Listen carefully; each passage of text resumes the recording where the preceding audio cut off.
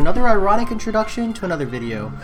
I'm here to hang out. Hopefully some people are interested. We'll see if YouTube's algorithm works today. Been having issues with live stream for some reason where it doesn't give any kind of notification, but it is what it is. We work with what we got. How's it going, Dr. Daniel?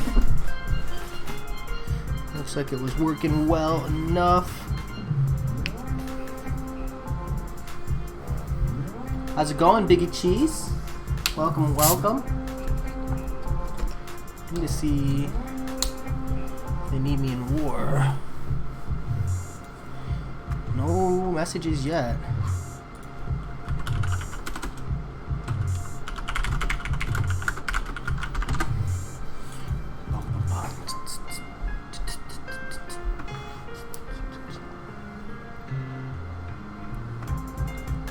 All right.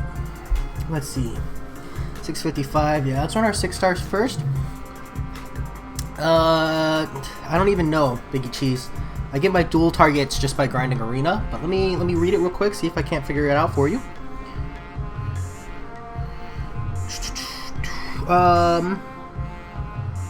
There's a lawless assassin. Wow, that's not super helpful. Ronin? I'm gonna guess Ronin, Biggie Cheese. Maybe the chat can help you out, but that's what I would say. Happy Monday, or it's Monday. How's it going, Miguel? My thoughts on Ronin, dude. Ronin is so fun to play.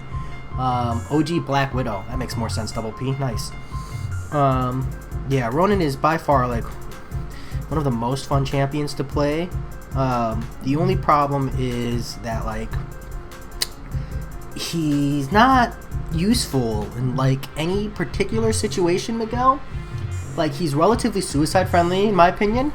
I like his specialty rotation. I think his awakened ability is super vital.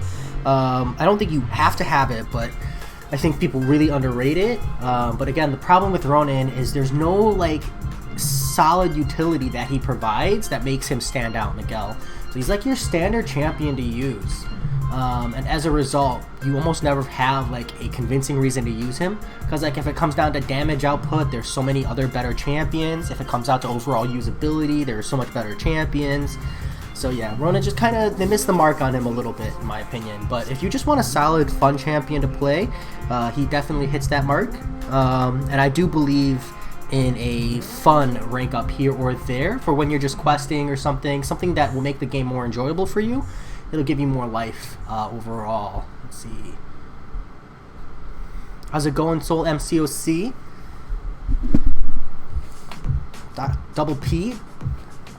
I acknowledged the Monday, but I didn't say hi. Hello to you as well. Widow 72. Nice. I'm just going to get mine naturally, like I've been doing. It's just easier that way. I feel like I need gloves. I don't like the intense kind. I just want like some nice light gloves. Oh, 10 times better. Where's my other one? There it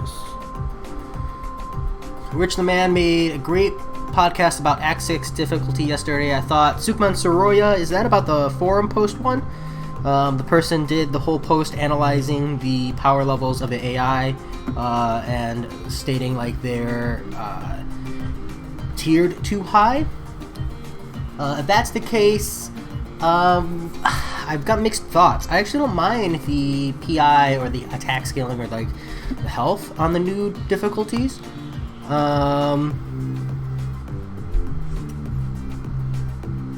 But like it's not the fact that they have these big health pools or these high block proficiencies, because honestly even like the block proficiency is not too bad, except for like the bosses where it's a little too high in my opinion. It's the fact that you can never parry to begin with. Like it doesn't matter that they have high damage or high health, you just can't parry in the first place. So yeah, I just think it's a mixed bag. I think they have to pick one or the other. Like, they can't take away your default opening and make the health and attack pools crazy high. But if they make like if they keep parry as a viable option in the fight, then there's nothing wrong with expecting a player to do 140 hits and parry every single time. Like, you know, that's a reasonable thing to expect a player to do. So, how's it going, Ishan? I'm doing pretty good. Definitely not the best, man, but I always appreciate that. I like to think I'm at least good enough, and that's good for me. So, try, you know. More than anything, I do what I can to just enjoy it, because once you start or stop enjoying it, you know, it becomes less fun. How are you playing while looking in front? Oh, Kensai, I have OBS open here. I'm like, sorry for the screen mirroring here for a second, but I have OBS open, and so it displays on my screen as well. So I look up. Wow, that was really terrible, what I just put on the screen. A little regret. Oh well. Here's what it is. But that's how. But also, like, I don't know if you've seen it, Kensai, but I've taken down Realm of Legends Winter Soldier twice while blindfolded. So if you're wondering, like, how am I playing without, like, fully looking at the game, you don't really need to look at the game for a lot of content. You know, the easier stuff you can just get into like a really gross habit. So, especially if you have sound on, which I don't, but especially if you have sound on. So, if you're interested, you can Google search Winter Soldier blind one shot. Yeah, dude, I wish they had one autoplay for Arena. It changed the game up a lot, but I doubt they'll ever put it in. Player failure should always be a viable option. I also think that the combination of nodes and crazy attack or one step up for players is the end for the most times. Yeah, Sukman, I don't know if I would agree with the statement that parry always needs to be an option, just that I don't think it's right to pair crazy attack with taking away parry.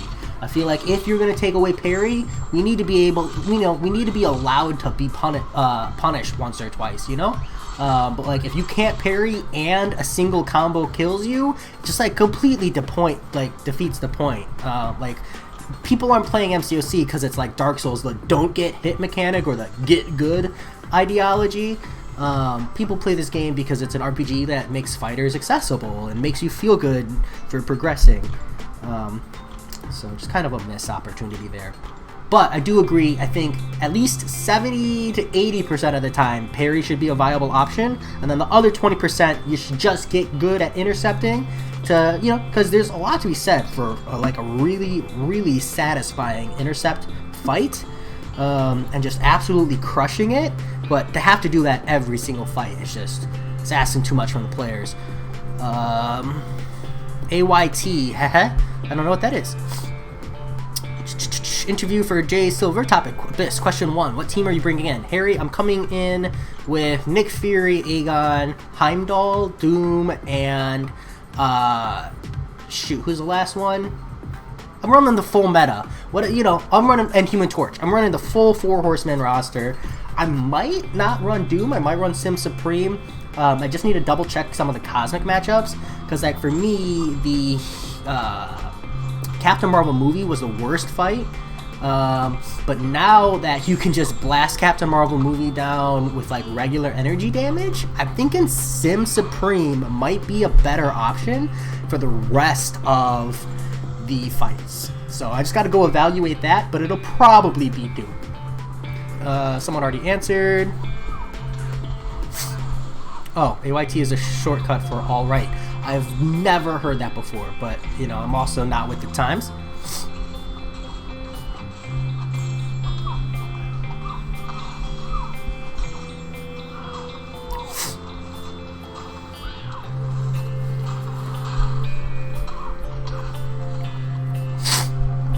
Question 2. Have you already planned out your path and planned out what fights you're going to be changing your masters, or is it suicides the entire way? I've planned out the path. I'll be taking path 1, Harry.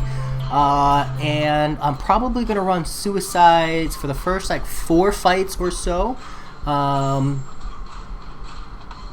Yeah, but I'm essentially, when I switch off suicides will be when I get to when I need to use Doom multiple times in a row. So it's like Captain Marvel movie, and then something else, I forget what.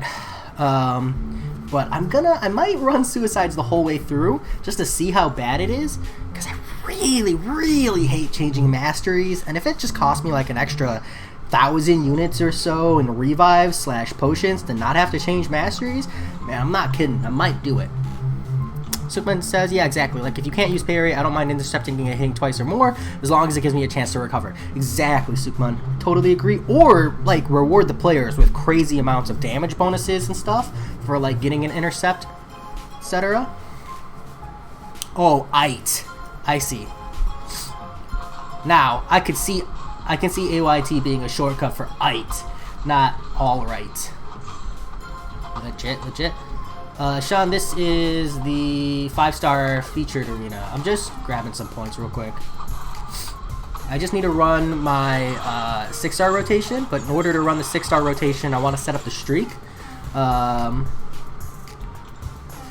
So I'm going to run my 4 stars and then my 5 stars, get to 10.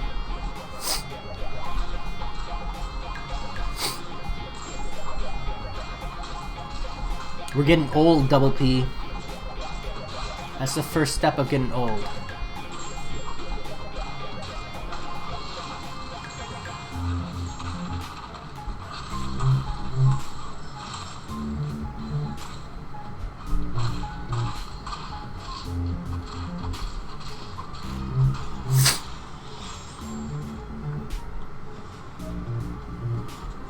Well, Kensai, to be fair, my eyes are closed 99% of the time. It's a race joke. I apologize to all Asians out there. But I don't know. I like making that joke.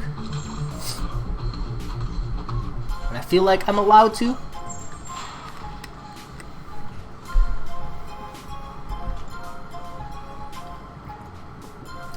How's it going, Joe Mama? Good day, good day.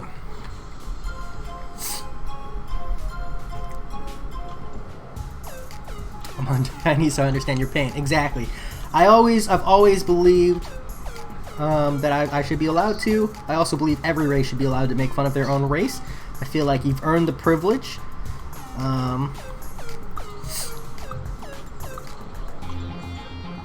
My first 5-star was Hulkbuster, Nishan.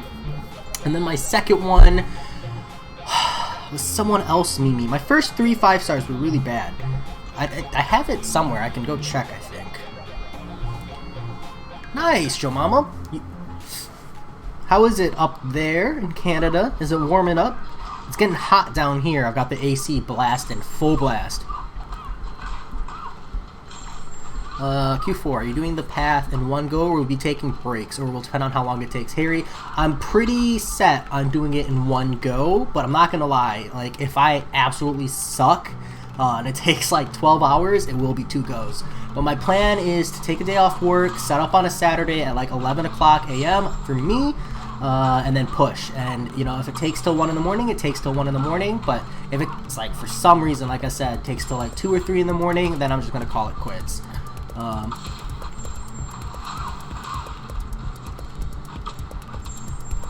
Ooh, nice, Joe Mama. You've been working again? That's good. I've been working a lot as well. So, my wife has been working 12s. So, it is what it is. Stressful, but do what you can. Soupman, am I part of the CCP? So far, the presentation Kabam has been giving them seems positive, as many of the CC players are hyping the presentation.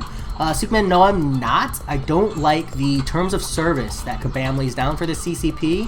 While I try to remain as constructive as possible, the terms of service for the CCP essentially say you cannot trash talk Kabam at all, and if for some reason they disagree with the statement you make, or they feel like you've overstated something, or you've attacked them unnecessarily, they will remove you from the CCP. I just don't like that. I feel like that's really bogus. You should read the terms of service when you can. I hate them.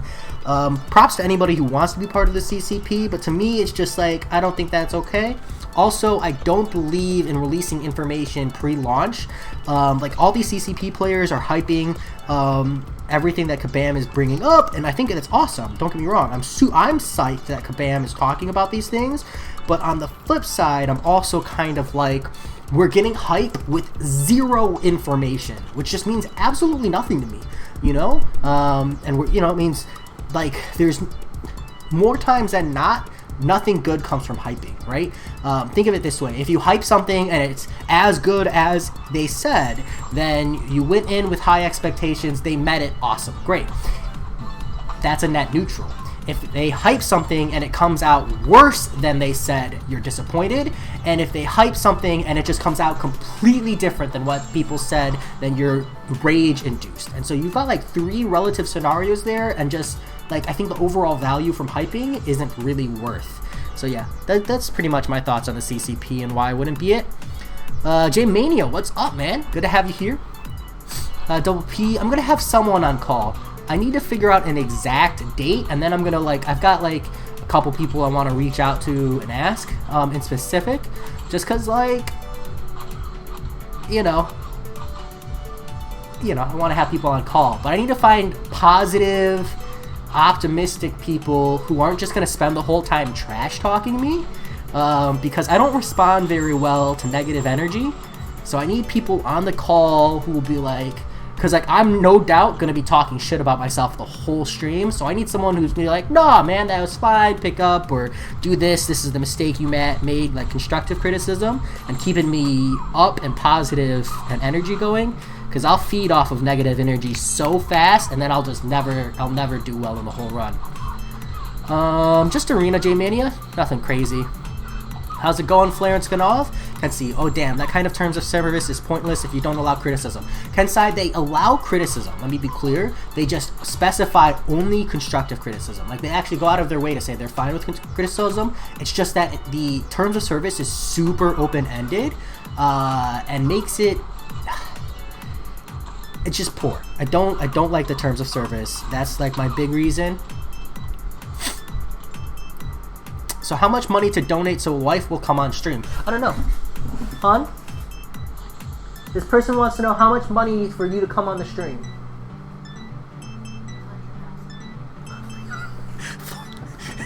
Florence Ganoff, 100,000, she says.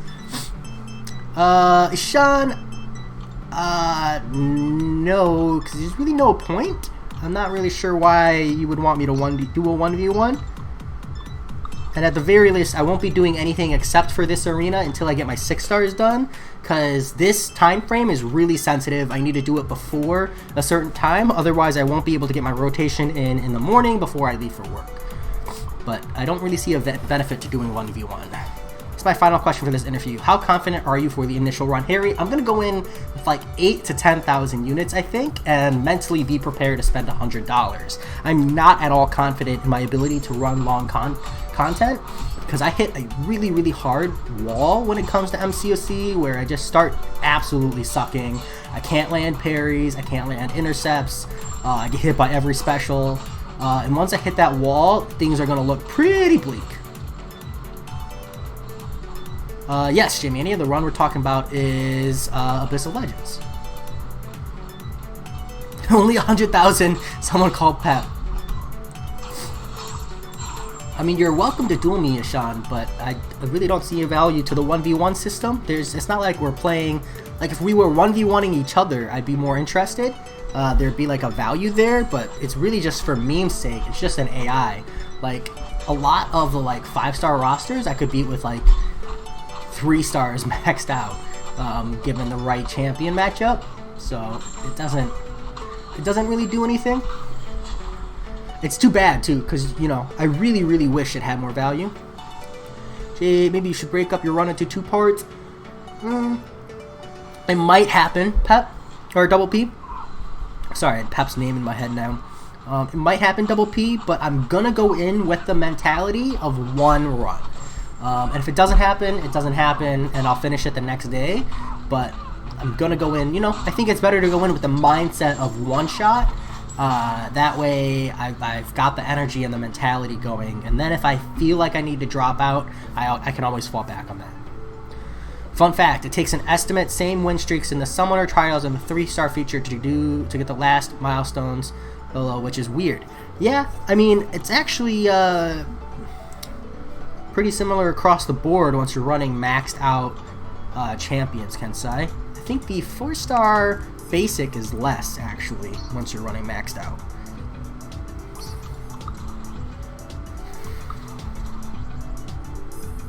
Let's see. That's it for the interview, folks. This was news. Just news. I'm not daddy.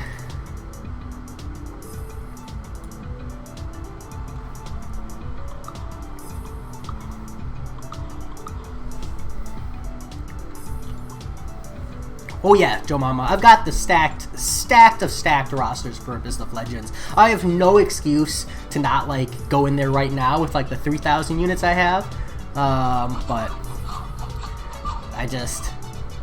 I know myself, and I'm not confident at my skill level.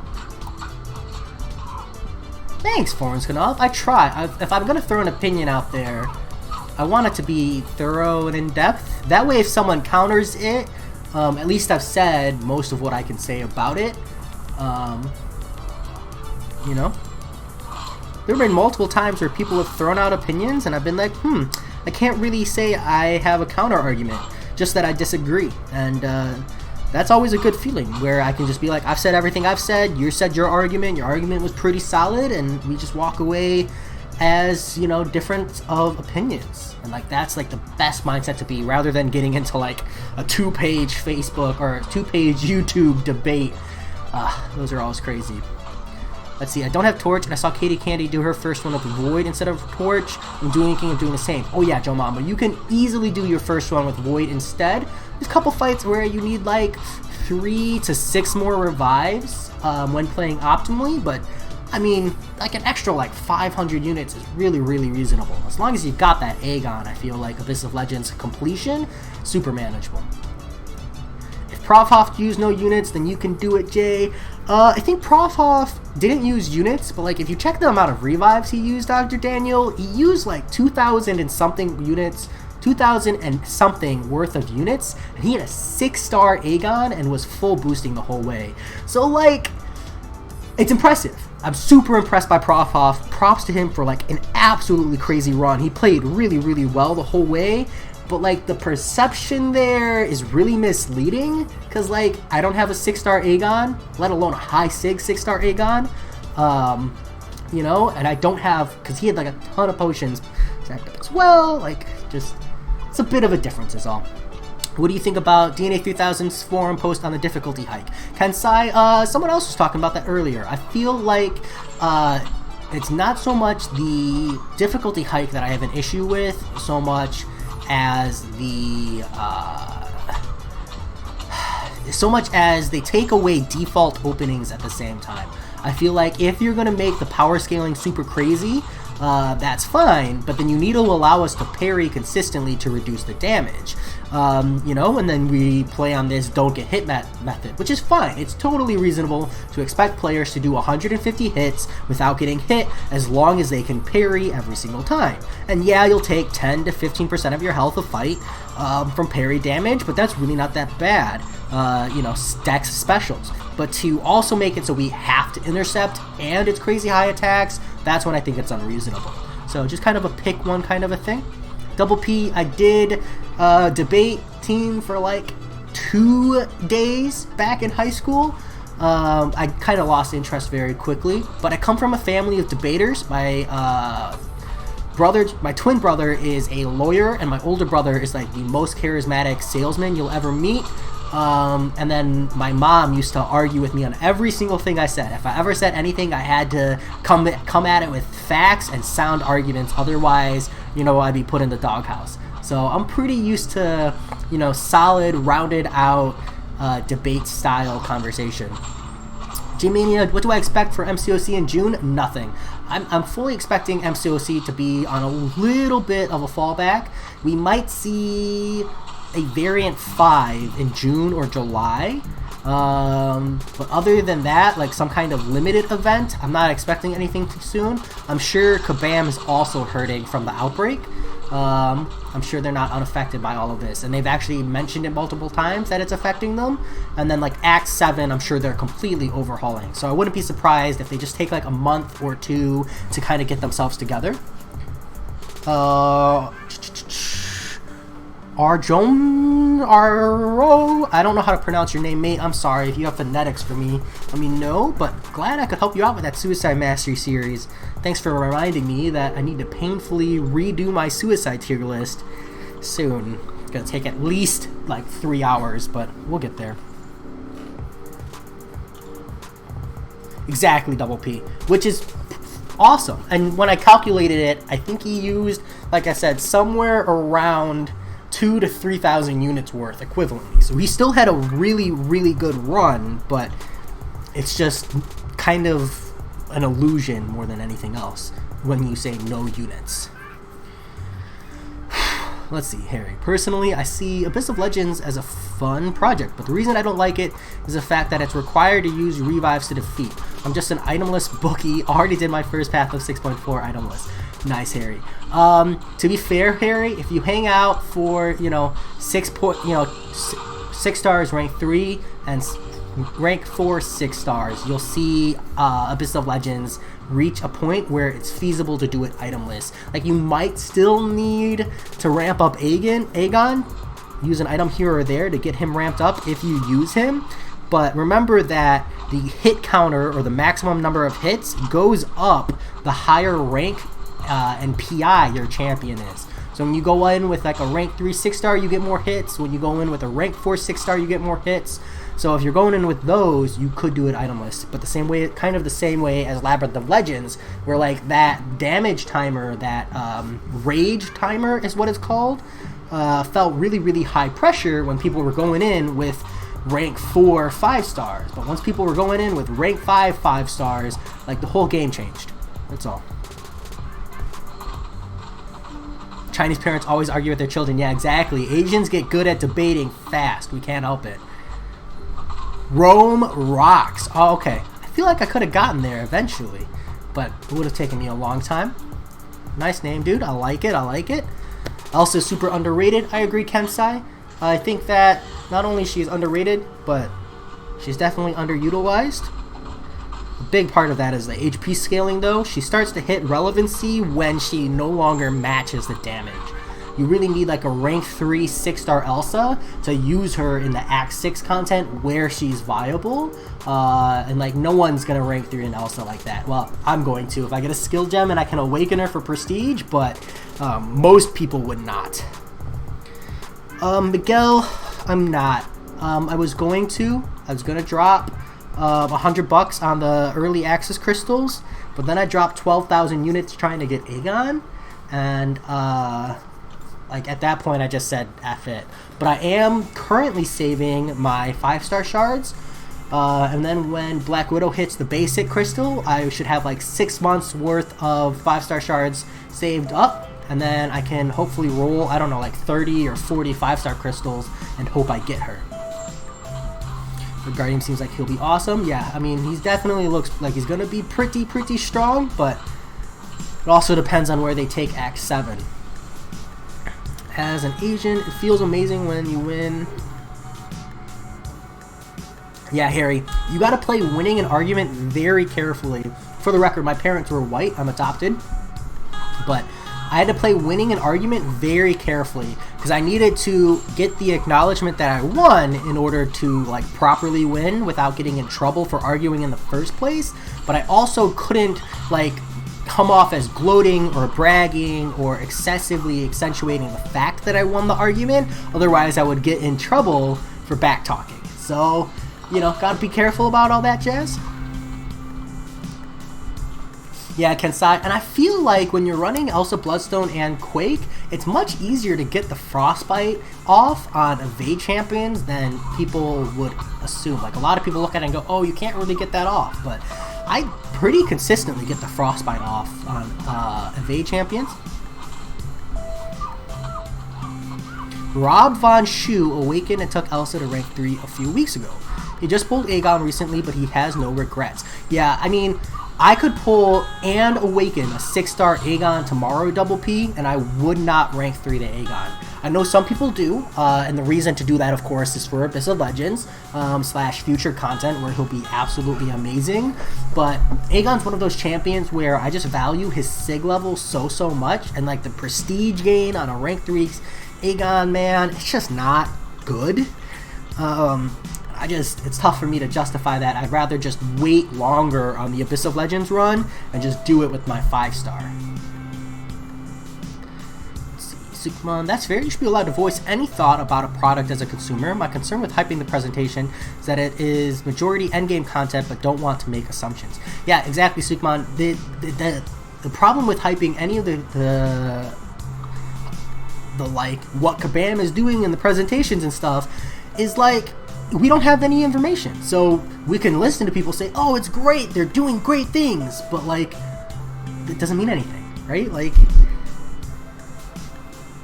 that's like, what is it? So it's all about perspective and reality, right? So it's as simple as if you ask someone, hey, is it cold outside? And they say, yeah, it is. Well, what does that mean? What does cold outside mean? Like, is cold 40 degrees, 50 degrees, 60 degrees? Are we talking Fahrenheit, Celsius? Like, it's all perspective based. So it's just completely useless. That's why I haven't made any videos talking about the presentation from Kabam, because there's zero information for me to give. All I can say is there are some people out there saying Kabam is doing great things. Awesome. That means nothing. Like, there's no point, but you know, it's positive news. I'll stay optimistic at least. Have a good one, Double P. Thanks for being here, mate. I got tagged. Let's see what's going on here.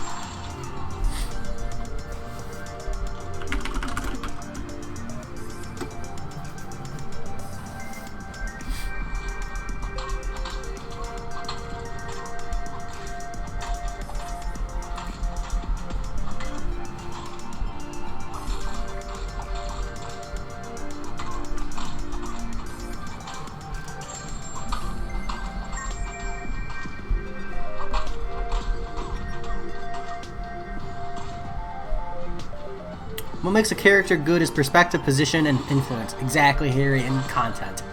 All about the content. Is it just me, or is it that Kang's Thanos team is always difficult to bait their special attacks? It's not just you, Tensai. Every arena fight feels like they have all or nothing on them. It's just because when the arenas were put into existence, the AI was really defensive at the time, and slow to like throw their specials. And like I feel like they've never upgraded that.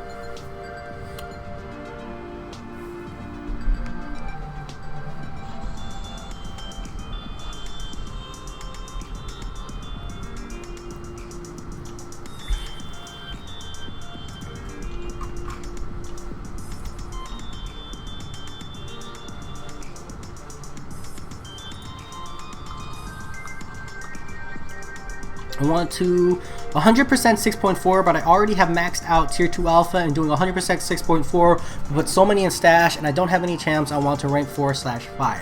Awkward. Kevin Poon, It sounds like it's time for you to grind Arena and buy calves. I know that's really weird, but you can get like a decent amount of Cavalier Crystals in a month just by grinding Arena. I know that doesn't sound like the most amazing thing, but yeah, if you're missing out on options to rank 4/5, you know, that's what you're looking at. Or just wait. But I feel your pain, dude. They gave a crazy amount of tier 2 alpha in Act 6.4, and they didn't like improve our ability to retain them. So that was weird. Not really what I liked, but they did it anyways. Kind of a weird balancing system from Kabam, in my opinion.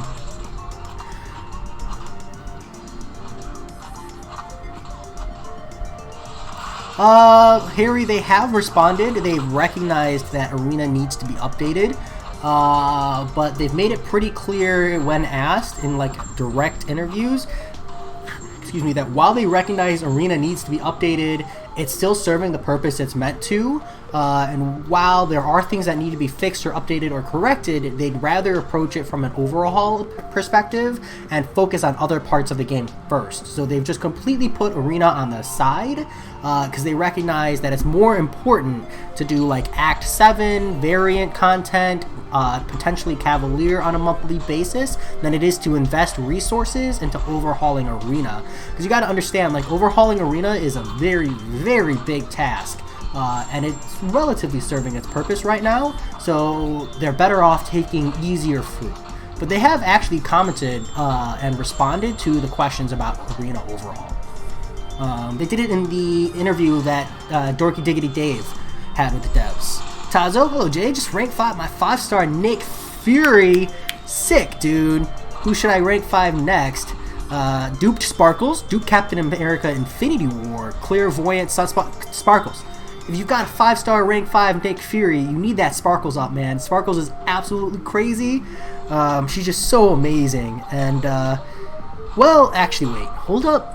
I'm sorry. I'm going to retract a little bit. If you're not running Suicide Masteries, I would maybe do Cap Infinity War. But if you are running Suicides, without a doubt, Captain Marvel movie. And if you're not, it's a toss-up. Maybe flip a coin between Cap and Captain Marvel movie. Both of them are going to be amazing for you. How's it going, DJ Digby? Yeah, I feel so bad sending units into Cavs, though, with getting 3 stars. Part of it is I'm also so picky with 5-star rank ups and don't rank for Arena either. Yeah, I mean, I don't really rank for Arena, Kevin Poon. Not for rank 4, at least. I'm not there yet. So I understand where you're coming from, but I also personally don't have a tier 2 alpha problem because I haven't been 100%ing Act 6, so I guess we're in different perspectives. You don't have any like niche utilities you can rank up, maybe? Because, like, I mean, eventually the game will inevitably reach a point where there's no point in ranking anyone up, in which case you just start ranking up niche utilities just to have, you know? Maybe rank up a defender. Do you have a full strong set of 5 defenders that reach diversity and solid value? I'm doing pretty good, DJ Digby. Pretty good. Arena grind going smooth so far. Trying to check through my chat.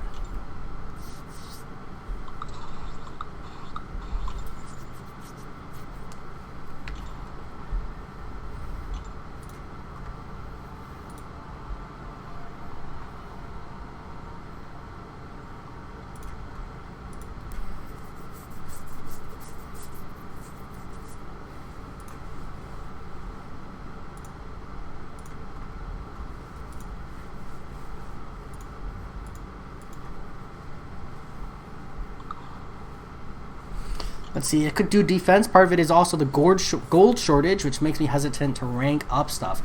Yeah, that I can't really help with, Kevin Poon. The gold shortage is pretty wild.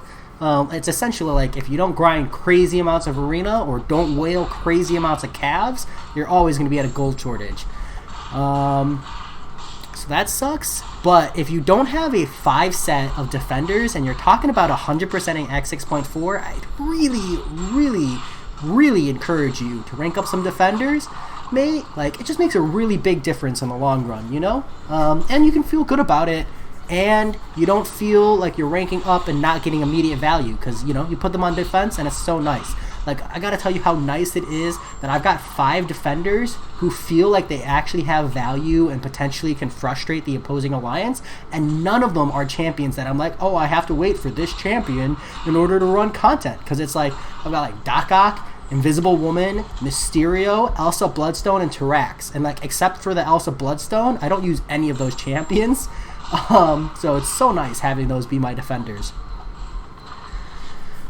Welcome back, Biggie Cheese. Let's see. Gosh, I wish Daredevil Classic had more use in the game. You're not the only one, DJ Digby. I wish any version of Daredevil had more value in the game.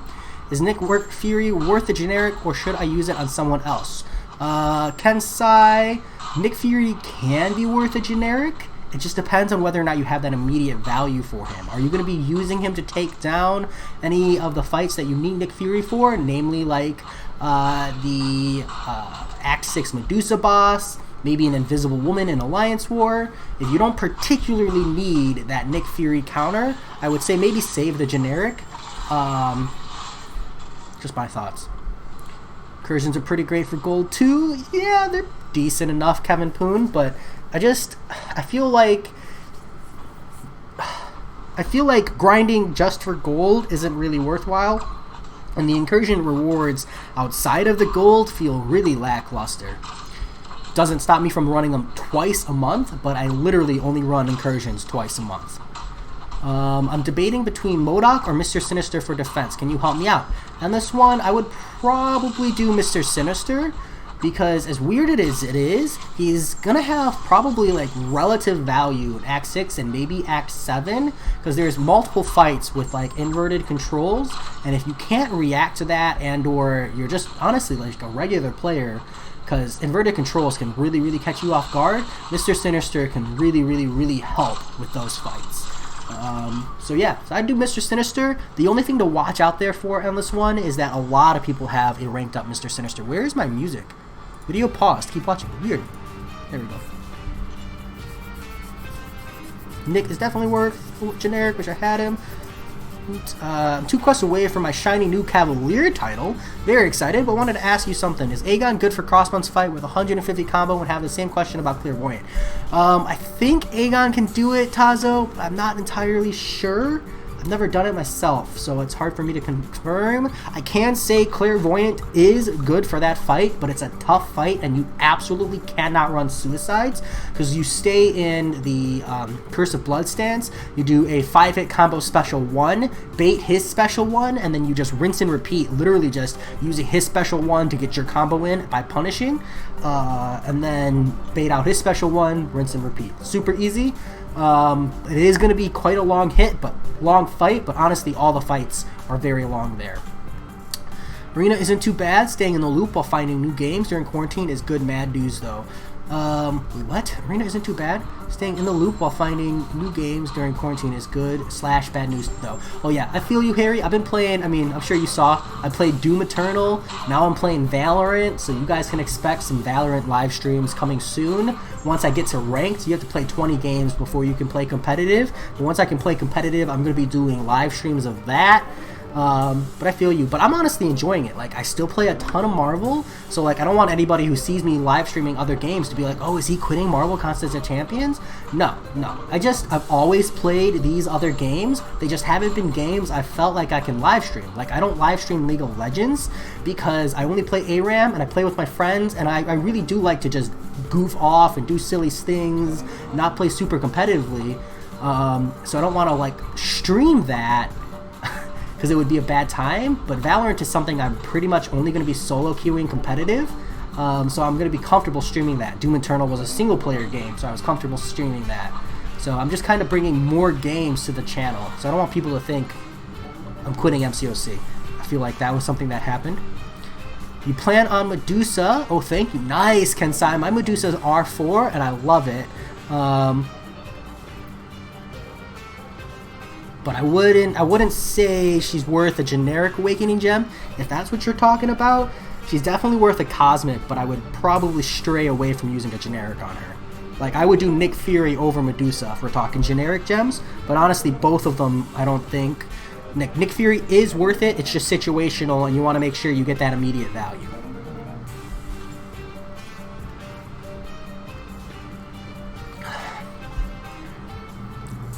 DJ Digby, I feel like people have started giving Doc Ock a lot more credit. But yeah, he's definitely a little underrated just because you don't see a lot of hype videos out of him. But he's super, super great. I've always hated ranking up for defense because it could screw you over if you do change allies and have to adjust new 9 people for defense, but honestly might need to. Yeah, Kevin Poon, that statement right there is one of the strong reasons for why I rank 5 my Tarax. Because like everybody was like, oh, there's better defenders, blah, blah, blah. And my argument is, but how many people could be like, I have a rank 5 Tarax, you know? So like even if I change alliance, which I have no contention to, like the odds of me joining a new alliance and them having 3 rank 5 Taraxes, super, super low. It's kind of like why, if you're going to rank up for defense, I suggest ranking up like Kingpin, or Black Panther Civil War, or Ant-Man, or an Awakened Green Goblin, you know? Like, rank up the memeiest of meme defenders who get value, and then you know you're going to have, like, a solid defense no matter what alliance you go into. Kensai, you just Quake inverted controls? Yes, but also no. Because, like, once you hit Act 6, there's fights where there's inverted controls, but you also can't Quake. So, just be mindful of that. Another piece of news, switch from PlayStation 4 to Xbox One S. Don't ask why. Okay. Congratulations on the Switch, I guess, Harry. You should have switched to PC, man. You could have played games with me. You're killing me, man. Killing me, Smalls. Always happy to help, Kensai. Always happy to help. Alright, I think we finally are done with the 6 stars. For a minute there, I thought you said rank 2 Drax. I mean, Drax is he's a defender too. You know, he's got defense value. That exists in the game. It's maybe not something I'd be hyping, but you know, it's there. Do you plan on streaming GTA 5 now that it's free? I do not, Kensai, just because I don't play any of the Grand Theft Auto games. They were never my shtick. It's neat that it's free though, but it's never my thing.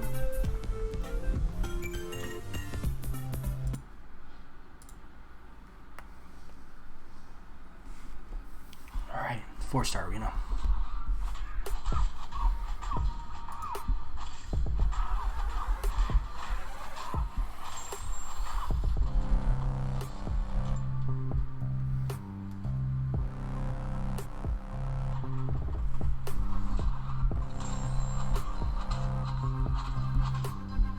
Your Doom review was nice though. Thanks, man. I wanted to keep it relatively unbiased. It's tough. I'm pretty biased when it comes to games. While I have a really, really broad amount of genres for games that I play, there's also several games where I just refuse to play either because of graphics or play style or who made it. But we'll see. My PC isn't fit out for FPS games. Also, I'm not allowed to shame you for rank 5 interacts. When I got myself a Magneto 5-star, 6-star, he eventually goes to rank 5 or rank 2. Harry, you can still shame me all you want. I'll shame you for the Magneto, and you can shame me for the Tarax, and we'll both feel great about ourselves. That's how it is. We both defend our rank ups.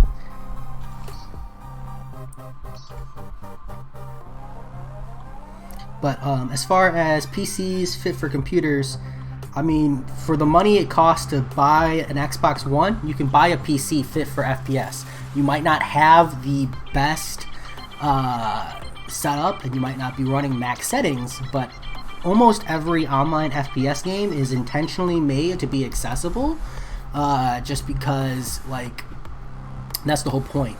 Do I enjoy horror games, Kensai? I do not. I hate horror. I'm like a huge pansy. Yeah, I am.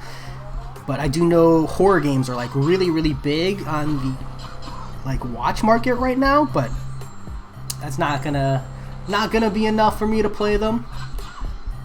I'm live streaming games that I play in the sense that I want to, you know, broaden my horizons beyond just MCOC. But I don't want to play a game I won't enjoy, because then it's not going to be fun to watch, you know? Trade-offs there. What CPU do you have, DJ Digby? I have a Skylake 6700K, and I run a RTX 2080 Ti. Now, Kensai, Resident Evil, I might play. That's a little different. It's, to me, Resident Evil is more of an action shooter RPG. While it is a horror, I know, it's got the shooter aspect, and it would still scare the crap out of me, but it's not just horror. Like, there are horror games where you can't shoot the enemies, and when you can't shoot or kill the enemies, that's when I'm, like, really terrifying. But Resident Evil kind of hits like that exception. It's the same reason I could play Doom, because I could beat the enemies up, so I wasn't as afraid, even though I was still scared. Lawrence, thanks for dropping in. I always appreciate it, man. Have a good one. Although, if you're like me, when I drop in to say, just dropping in to hit a like, I literally drop in, hit like, and then leave immediately. So you probably aren't hearing any of this. Will you do another setup tour soon? I could, but it wouldn't be any different, DJ Digby. Like, my setup hasn't changed. This is crooked, and that's bothering me. It's still crooked. It still bothers me. Had this Xbox and PS4 for a long time, Jay, before I got myself a PC. I can run some first-person shooter games on my computer, but it won't look like something I could play for a while without getting bored. Fair enough. Fair enough, Harry. Can't fault you for that, man. Can't fault you for that. Yeah. Like, when I think horror games, Kensai, I think of, like, Silent Hill or, like, Amnesia. Those kinds of games where, like, you literally can't interact, and that scares the crap out of me. Lawrence, you heard me. Nice. Alright, cool, man. Catch you later. Or soon. Depends.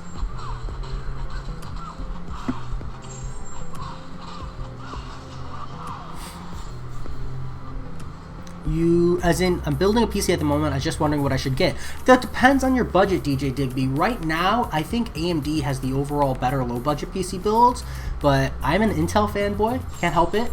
I just don't like AMD. I don't like the concept that AMD allows you to build a rig that is unoptimal. Like, they allow you to build a rig that just sucks. And obviously, smart PC builders won't do that, but the fact that they let you do it really, really bothers me. But I've always been blue, so I'm a little bit biased, but as a biased person, I still recognize AMD has a better budget build ratio, but I can't deny that Intel, even with the way AMD has been catching up, still has the high-end side cut. Like, they just can't be beat at the moment. But my suggestion there is grab, like, don't be too picky with a motherboard. Motherboards are just all overpriced. Just make sure it fits the rest of your stuff. So essentially just pick the motherboard last, because most motherboards are more expensive because you're getting a whole bunch of extra add-ons, and you don't need any of them. Like, it's just completely useless, so you pretty much just pick a motherboard that matches all the rest of your parts. So do the motherboard last, which sounds weird because a lot of people think start there, but do that last. Essentially, pick your processor, pick your graphics card, grab yourself a Noctua fan, because they're the best fans in the market for aftercoolers. Grab 8 to 16 gigabytes of RAM, doesn't matter which, but make sure it's 2 cards. So even if you're doing 8 gigs, do 2 cards. Because you just want to run 2 setup there. It'll help your overall computer load. And then pick your motherboard to match the rest of your parts. If you don't use a website called PCBuilder.com, go check it out, because you can literally build an entire computer from PCBuilder.com, and it will tell you whether or not your parts are compatible. And if they're, you still want to do all the research in addition to that, but it gives you a good baseline, and then you can go and personally check all of the parts yourself, which I highly encourage you to do, because PCBuilder.com is not flawless, so you don't want to be completely screwed. For $1,200, you're going to want to go... You could go either way, DJ Digby. If you go Intel, you might have longer longevity if you ever decide to drop really big money on, like, thick processors and graphics cards. But if you don't, you're better off going AMD, because that's going to help you stay in budget and give you more reasonable upgrades in the future as well, and provide you a better access to graphics cards. But to be honest, if you're budgeting $1,200 for a PC, I know it seems really idealistic to build one, but at $1,200, you're probably better off buying a pre-built. Yeah, you're probably better off buying a pre-built. Not gonna lie. Amnesia is nice. Yeah, Kensa, I've watched / read the story, so I totally agree. Have a good one, Harry. Peace out. Let me know what you're playing. If you're still here, what game are you into right now? AMD is that there's no long-term guarantee that its performance will hold up compared to Intel. Exactly, Kensai. When it just comes down to budget or not. On the lower end, AMD, it doesn't matter, because if you're not paying a crazy amount for your part, you can just replace it. But Intel, if you're paying like $3 grand, like, you know, you want a company you can trust. If you had a 6-star Captain Marvel movie or Clairvoyant, would you rank 3 them? I would rank 3 the Captain Marvel movie for sure. The Clairvoyant, maybe. Can't say for sure. If a Clairvoyant was Awakened, I would. But I like, Claire doesn't really need the combat stats, whereas Captain Marvel movie really does, if that makes sense. Because like Claire, rank 2 or rank 3, it's going to be a long fight. Her damage output isn't super amazing, but it doesn't matter because she's built for sustain and built for long fights. But Captain Marvel movie is built for short fights. So like having that extra 30% stats is huge on Captain Marvel movie, you know? So Captain Marvel movie I could do without feeling like I was wasting the value. But Claire, I don't know, man. My rank 5 star just does perfectly fine. Spidey, J High, Doom Eternal. Okay, I don't really know how to respond. I'm not looking at the screen, I'm sorry. I found AMD Ryzen 9 3900X for 360 quid. Don't know if that is good or not. Can you tell me the gigahertz on that, DJ Digby? DJ Digby, I'm sure my computer can run Rust. I don't know for sure, but I've got a $5,000 PC, so if it can't run Rust, I should probably just sell it at that point. That's like the Intel i7 version. Okay, yeah, that's pretty good then. If you're building a $1,200 PC, you probably don't need an i7 processor, DJ Digby. I mean, that's a really good price if that's what it is.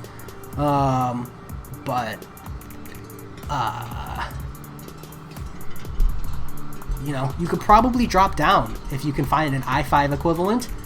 I have an i7, but if you're not going to be processing videos, you're not going to be playing VR, you're not going to be running like borderless full screen with Discord and YouTube videos up all at the same time, then you don't need the i7 processor. Or making music or something along those lines. Like, most people don't need an i7 processor, just stick with an i5.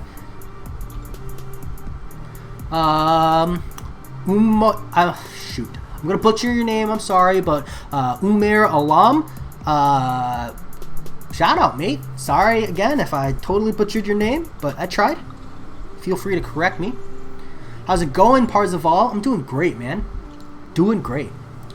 Cruising through the arena. I'm like really far behind on arena, but that's because I played another game before starting my grind.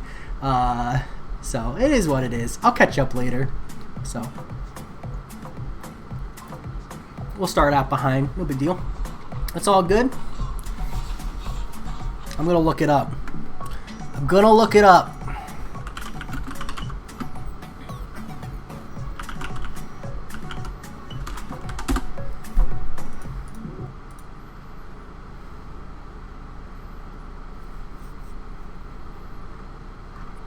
Oh, it won't show up.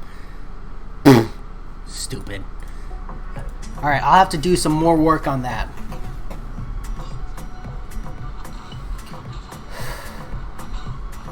$3.8 to 4.6. You should be fine with the 3.8, DJ Digby. At a $1,200 range, if you can get that 4.6 to fit in your budget, it would be worth it.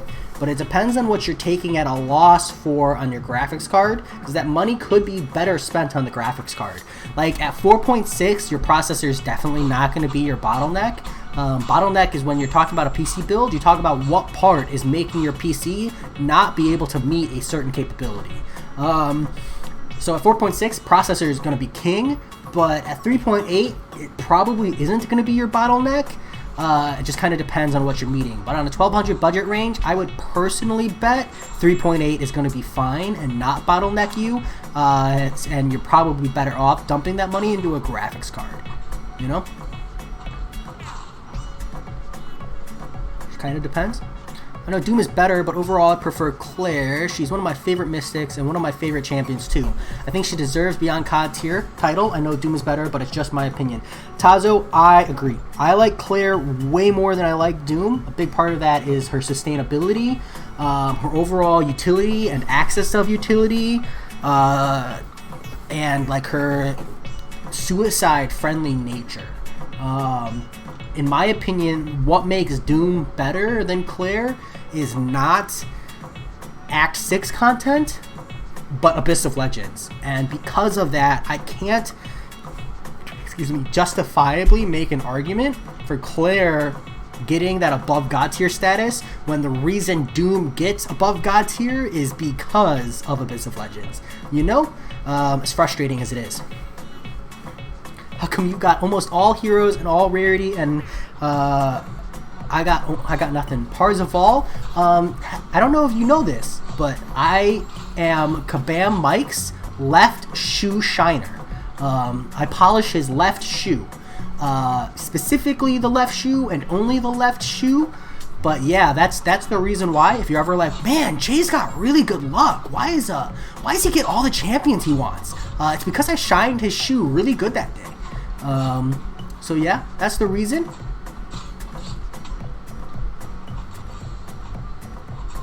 I just need to find a PC that can run Rust. Then it's just a matter of looking up what Rust's mechanics are. Let's see.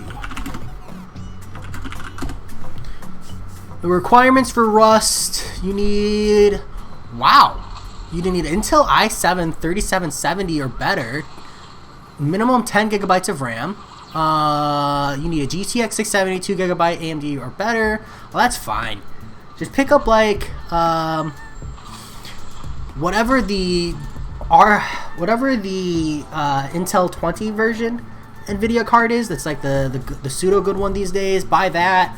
Pick up. I'd say go with the 3.8 gigahertz processor. Then pick up the 16 gigabytes of RAM. That's probably going to be key there, DJ Digby. You absolutely need 16 gigabytes. The thing about that is always remember that the memory speed of your RAM means absolutely nothing. So you literally go get 16 gigabytes, get ones that have a height requirement that fit within your computer case, and then just buy whatever is on sale from a reputable buyer.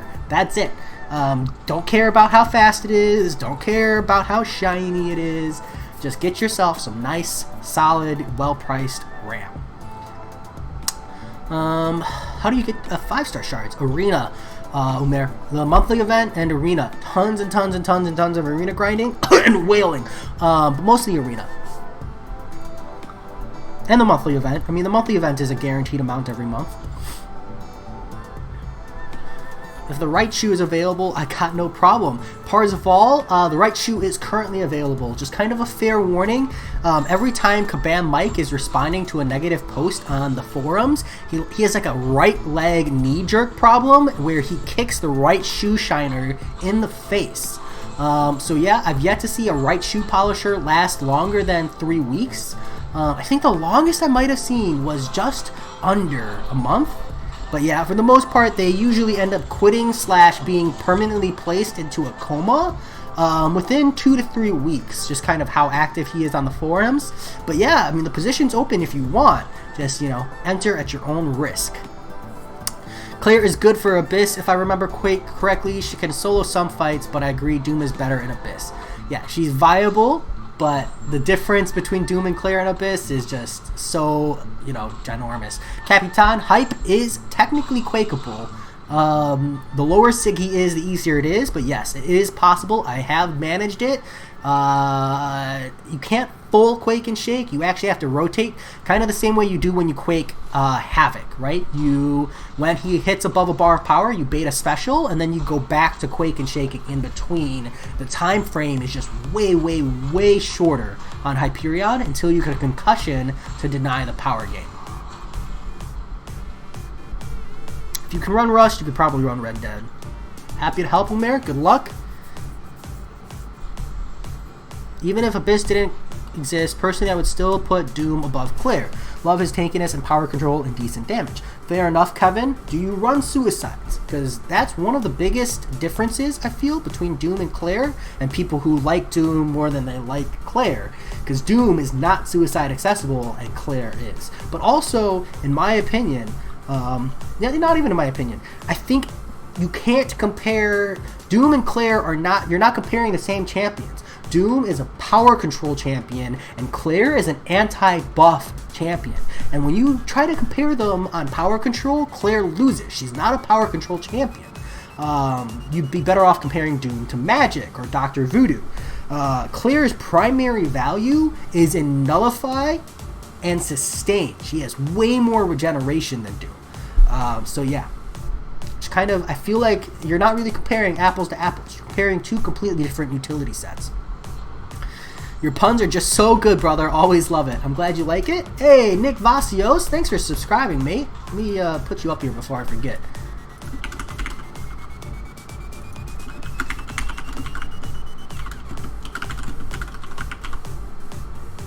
Thanks for subscribing, man.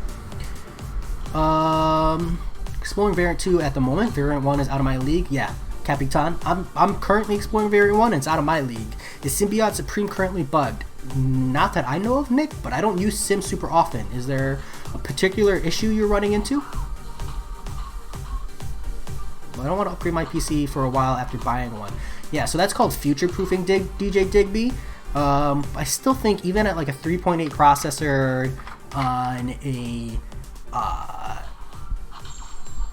$1,200 budget, you're probably pretty safe to go with the 3.8. But if you can stretch the extra money, yeah, grab the 4.6. The thing is, when you go with the 4.6 instead, like, you always run into the risk of like a computer part breaking or dying. You know?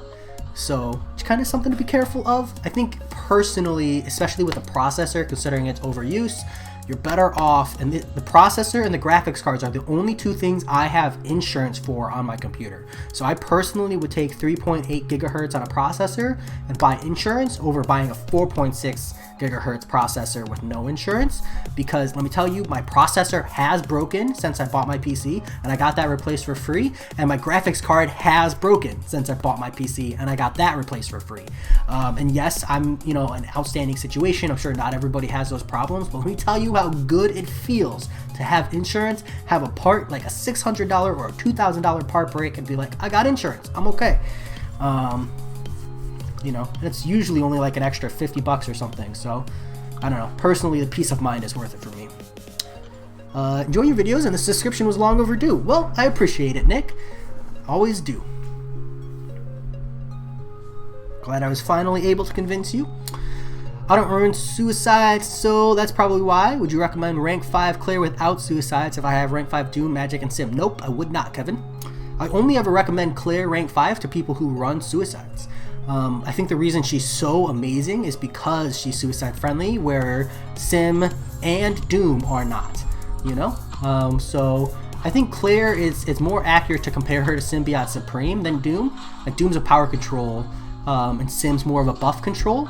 So I feel like Claire is the suicide-friendly version of Symbiote Supreme. So while Sim is amazing and absolutely god tier and crazy, Claire offers almost the same value, but with suicide-friendly nature. Been doing it path by path, jumping from quest to quest. Good luck, Capitan. Variant 2 is miserable, so I hope you do well. You have a night, yo Jay, happy to see you playing a non-violent game. Yeah, absolutely no fighting or violence happening in this game here, you have a night. This is all completely non-violent. SSD or HDD or both. DJ Digby, both. Pick up like a, ideally 256, but if you can't spring it, because those are more expensive, just like 128 SSD, and make that your operating system SSD, because the SSD and putting your OS on there is going to affect how fast your computer starts up.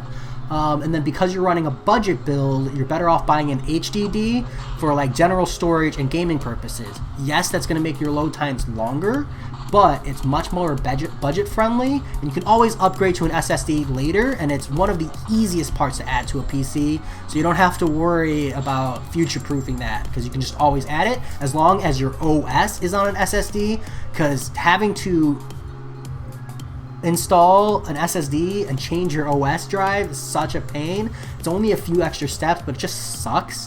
So having that done from the get-go is really, really nice, and I would recommend. So both is the long-winded answer there. Peace out, Umer. Have a good one. I want to do another path in the champion quest. I had 3 staggers on him yet. He triggered unstoppable and comboed me to death. I also saw other people reporting he is bugged. Nick, I haven't done the champion fight, so it's very possible. And if other people are reporting it too, then that could very well be the case. I personally don't have any experience, so good luck. But that might be the case. I hope not.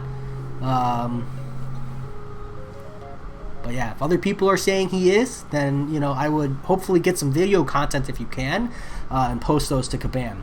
DJ Digby, thanks for the advice. Talk later. For sure, man. Peace out. What do you think of Red Guardian? I have a feeling Kabam will nerf him, and anything I don't appreciate the sarcasm about my non-violent comments earlier. I don't know what you're talking about sarcasm. I don't ever talk sarcastically, ever. But as far as Red Guardian, I don't think there's a need to nerf him. Like, Red Guardian's value in the game already exists, right? Like in the form of Captain America Infinity War. He's not really bringing anything too crazy to the table, just kind of bringing much of the same. So I think he's going to be fine. I think that he's at a perfectly reasonable level, and I don't see anything wrong with that. But I also need to see the champion played, see the damage output, see the overall utility use when in the player's hands. Yeah. And until I see that, it's tough to fully say. I'm just judging off of like the AI I see in the Uncollected event.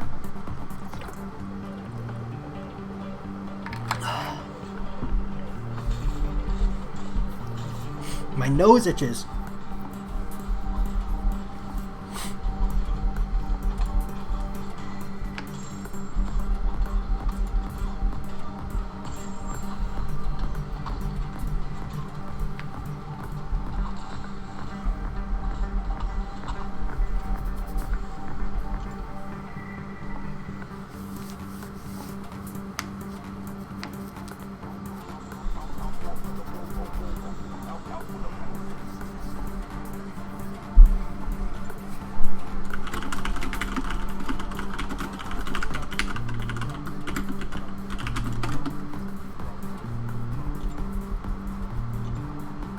I do have Doom Yavonite, rank 5. For Abyss of Legends.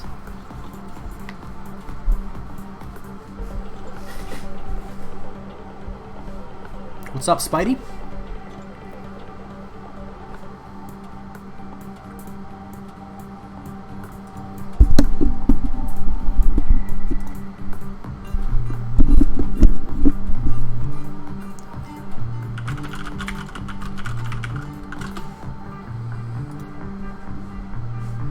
In the last update, Cable's animation was altered so that you can't fully evade it anymore. I can't help but wonder why this had to happen. Isn't he in Abyss of Legends? You ain't shit, Jay. You got everything. I do. You have a knight, but I also wailed until I had everything. Who knows what it is? I'm still missing Stark Enhanced. Although I feel like as soon as I said that, you're immediately going to respond, I hope you never get him. So.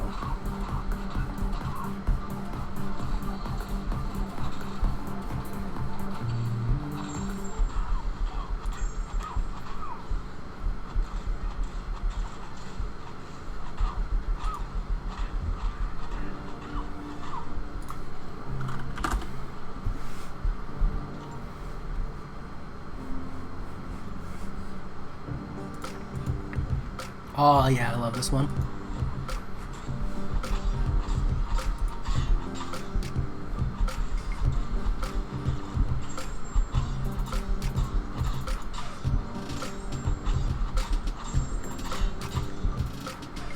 Stark Fireworks in 2030. Thanks, Yivonite. Much appreciated. I also don't have a She-Hulk. Does that mean anything?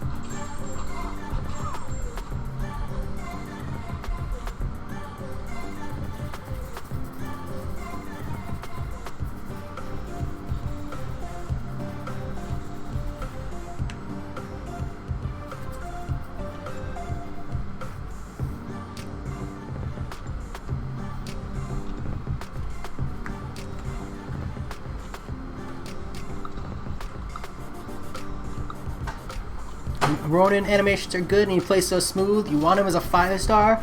Nice, Miguel. Back in the day, I grinded so hard for the 4-star Ronin, and like, if I had gotten him earlier as a 5-star, I would have been able to rank him up. But I got him so late into my roster that he's just perma sits at rank 3. But I agree, he's so fun to play. Kevin Poon, nope, no interest in the CCP. I don't like their terms of service. Multiple people have recommended it to me. The concept would be good. I'd love to provide Kabam feedback, but I don't like their TOS. So I will not. Nice, Blue Jock. You're a step ahead of me. I got one more path for that 100%. Oh, Chapter 1. Sorry, I thought you were on talk about the same quest. But congrats. Chapter 3, I would recommend doing Chapter 3 next, because that's kind of the one I feel like is the worst. I feel like Chapter 2, there's a lot like better options and accessibility to complete. But yeah, Chapter 3, Quest 1, I hear is the worst quest. So if you want to like knock that out of the way, and then you can go back and do Chapter 2, and then claim your exploration rewards, it'll feel all the sweeter. Just my thoughts.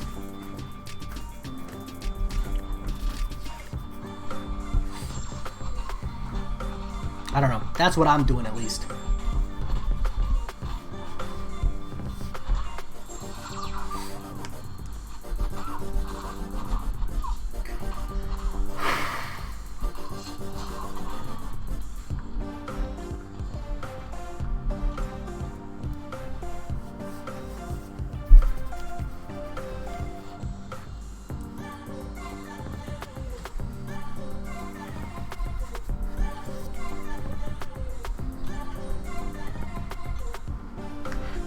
How do you deal with Spite in the last chapter, and Korg, and that 1% degen? I don't know. I don't have a solution for you, Even Knight.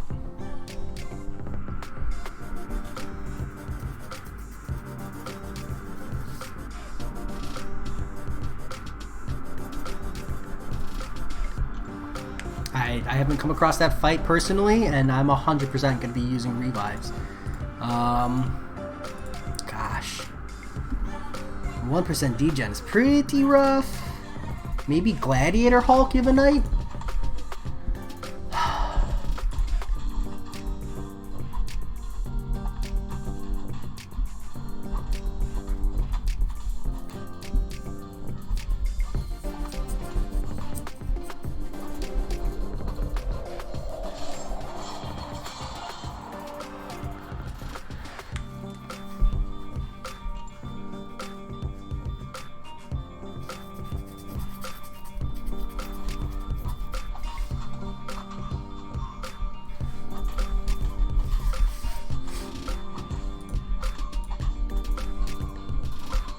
Welcome back, Biggie.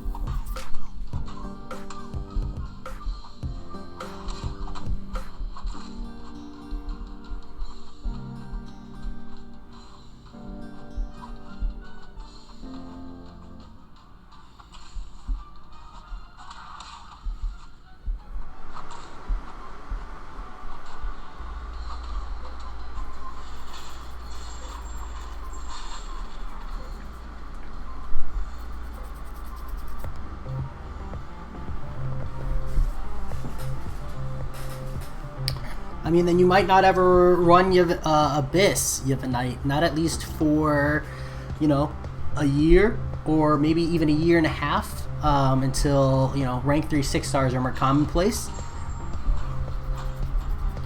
But, I mean, that's Abyss of Legends, it's an item suck. Even Profhoff, with all his saved resources, had a ton of items saved up. But, you don't necessarily need to do that content. You don't have to have rank 3 6-stars to run content. You got all of Act 6 ahead of you, unless you've done that 100% already.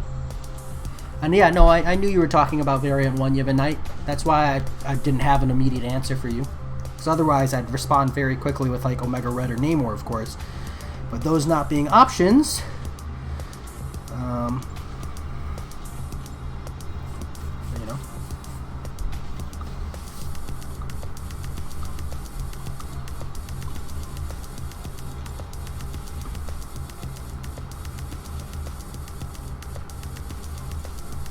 I'll wait for 7 stars. Wake me up in 2 years.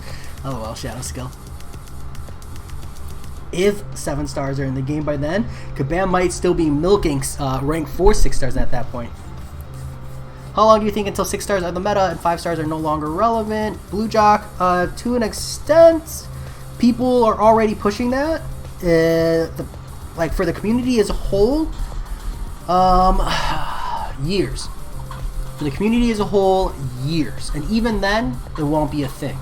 But yeah, 6-star meta is for pay-to-play / pay-to-win players. And like 5 stars will have relevancy for even a lot of pay-to-play players for a really, really long time. So I don't think that's going to be a problem. Just because of like signature level, like 6-star sig level is not really accessible. Not even remotely, so as long as that's a thing, 5-star meta exists.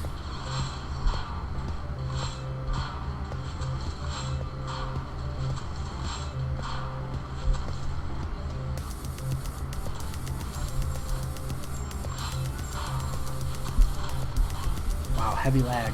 Heavy lag!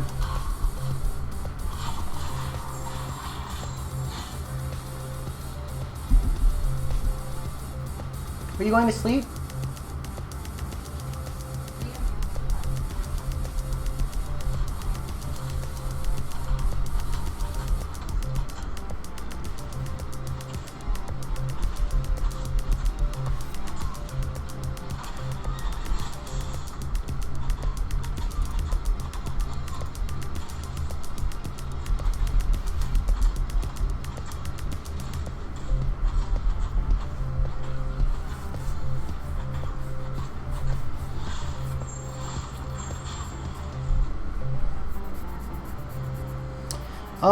Yeah, I agree, Blue Jock, but I don't know if you saw my rant about like 6-star, 5-star metas and when to, chasing stars and when to stop.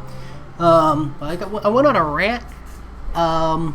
So like, I understand from the player perspective why it's frustrating from like a diluted pool, but like for the longevity of the game, it's important that even the 6-star pool is diluted. Because if the 6-star pool is not diluted, then the 6-star meta approaches very quickly. Like, if every 6-star you pull is just a top tier champion, there's no reason to rank up 5 stars. It's because there's the feeling that when you pull a 6-star, you might not ever get a god tier champion that you rank up 5 stars in the first place. So while it sucks, it's actually good for the longevity in the game, at least in my opinion. Let's see. Did you get a chance to hear the MCOC podcast with DNA 3000? You're showing how story content has been geared to endgame players lately rather than the average player. Mandy K. Shields, I have not, but I've seen the forum post. This game is great. Everyone needs to stop complaining or find another game. It's a common thought. Kevin Poon, who are your favorite MCOC YouTubers? Should try to watch a lot of people or just stick to a few? first, I don't watch a ton of content these days, Kevin Poon. Starting off, like the people I watched, I watched the same people everybody else did. Seaton, Brian Grant, KT1 and Legacy, with the occasional Prof of video here or there, depending on what I was looking for. And then like lately I essentially click anything that I feel like is important for me to check out, or I feel like is providing me information I need. So like there's been a few Rich the Man videos, a few Abyss of Legends runs I've watched lately, but I don't have anyone who's like a particular favorite. I just have kind of like opinions on channels and what to expect from them. But I think the biggest thing is like in making content, I've stepped away from consuming content at the same time. It's kind of like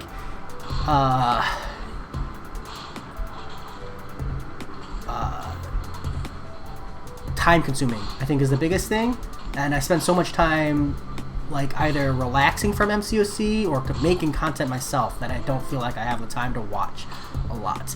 But if we're talking about faves, I want to always give a proper shout out to Lizer MCOC. She's a lesser known YouTuber, so like while I could name all the popular ones I'm sure everybody's aware of, Lizer is probably like my favorite Alliance War videos content creator. She does a really good job of like explaining all of the fight matchups, explaining what happens there. She shows every war, good or bad, so you see the losses and the wins, and it's like a really good feeling to get like an actual perspective on high tier wars, which feels really good. Yeah, so I really like her videos. Also, Coop, MCOC, or it's like Coop 4440, I think, or something like that, is another MCOC YouTuber I watch, a little lesser known. I like him because I feel like our skill levels are like relatively the same. He's much better than I am, but I also feel like he's at an attainable place. He's got a really great attitude and personality, and I just love watching him. And he's done some crazy things like play Quake while trampolining and doing backflips. So check him out as well if you're interested in Kevin Poon. Nice, Kevin Poon. Glad you already know about Lizer. Well, let's just buy all the 6 stars, and Compam is pretty happy about that. Shadow Skill, even with whaling, you can't just buy all the 6 stars because there's no guaranteed way. So I've seen people whale and just never get what they're looking for, man.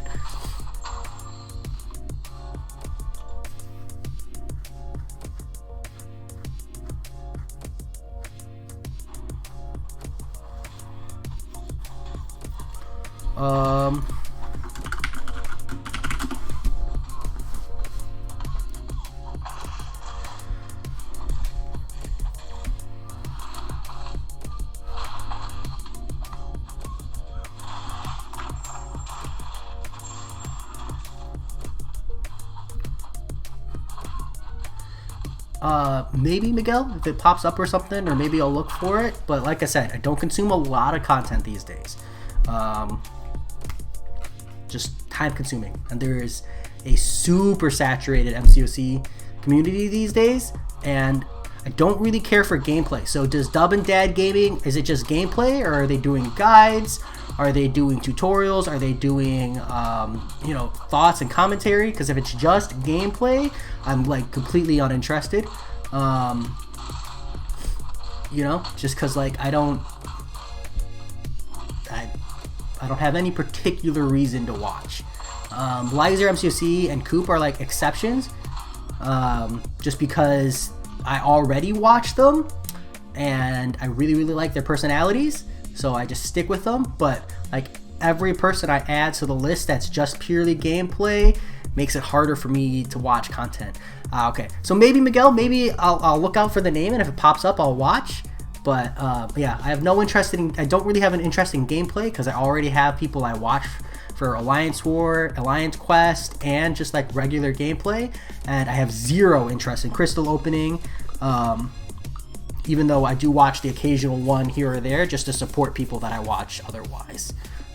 Idealist back in the day was awesome to watch. I was a big fan of his. Kevin Poon, I've actually seen a few Idealist videos. Totally agree. That man was absolutely amazing. So I missed out on a great time. Have you ever sold any champs when you started this game? No, Kensai, I have not. I started playing this game because someone recommended it to me. And within 2 days, I had already seen like 80 videos So I already had watched like tips and tricks for beginners. I'd already watched like tutorials on how to play and things to do when you're progressing. I'm a pretty not like hardcore. I guess I technically fall under the hardcore category, but I'm a pretty competitive player. So any game I've ever played since I was like 16, I've done research on, I've watched tutorials on, I've looked up guides and stuff. You know, so I go in pretty well informed. Yeah, Kensai, a lot of people do. I don't understand why Kabam even lets you, to be honest. I feel like at this point, they just need to take it away. It just does more harm than good. So, Yevonite, maybe, possibly. I can't commit. Like I said, I don't have a particular interest in gameplay content or crystal openings, because I already have people I watch that for, and adding to the list just makes it like, you know, not manageable. And then I eventually end up, you know, not watching people as a result. But if you make like, you know, I don't know, a thoughts video or something, those are things I would be more interested in, depending on. Or like if you're doing like a forum dive or a champion deep dive, like those are the kinds of videos that draw my attention, just because those, you know, mean more to me. Thanks, Yevonite. I'm not 17. It'd be kind of weird to be married at 17. I mean, it's kind of weird to be married at 24, but I'm 24. If that means anything. But, you know, it is what it is. Throwing personal information out there. JK, I'm 38. Asian glow up. Maybe Jay. Where the hell is the support? Yevonite, man. I don't know what you're talking about, man. Maybe is, you know, all I could commit to. You'd have to stream and catch me at a time when I could watch, and then maybe, you know. I don't want to commit because I'd hate to lie to you. Kensai, my luckiest rift pull so far is 1,000 5-star shards. I've gotten 6 stones, 100 6-star shards, and 1,000 5-star shards. And I have not pulled anything above that. So, rifts, man, aren't they fun?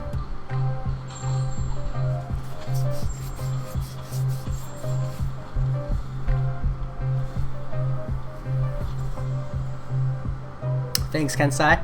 Here's hoping, but that's okay. I mean, I've got pretty much everything I want in the game at the moment. Like, not so much want, but need in the game at the moment. So if I don't get anything, that's fine. I'll just hang out. I'm just kind of holding out in case I get a skill gem for Aegon, because I have a generic, but I don't want to use it if I don't have to. Yours is a 2,000 shards. Ah, rough.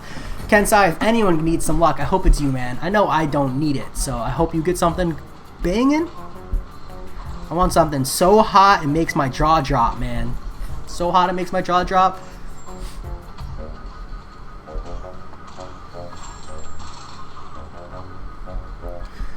Alright, that said, let's go open some battle chips. I'm going to close out. My wife is going to sleep. She's got to work a 12-hour shift tomorrow. Thanks to everybody for hanging out. It's been fun. We've got a ton more arena grind. I've got like all my 5-stars and stuff.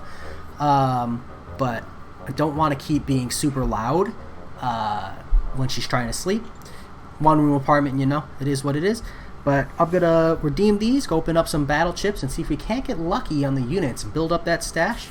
Let's see. Mandy K. Shield says, thanks, Jay, for the tip to rank up Corvus to rank 5 without suicide. It's been a lot of fun playing with. Just need to get... I guess I'll read the rest of that message in a moment. But awesome, man. I'm glad I could help. Corvus is awesome, and I'm glad that you don't regret it. You've gotten 2 Awakening Gems, a featured 5-star, 1,006 stars, a little bit of everything you got. Oh, Yevonite. Well, you know, thanks for the salt, man. Good for you, though. I mean, I don't feel like I need the luck, so you can have all of my luck. Tell her to stay safe and keep safe. I do every day, Kensai. She works in healthcare, so, you know, that's a huge concern of mine. So I really appreciate that, and I'll tell her you said that. Huge concern. I got a 2-star Awakening Gem. Oh wait, sorry. Just need a Cosmic Gem in the Rifts. Good luck, Mandy K. Shields. good luck. I hope you get. Alright, let's open these uncollected arena crystals. Let's get some units, please. Wow, I'm 400 shy.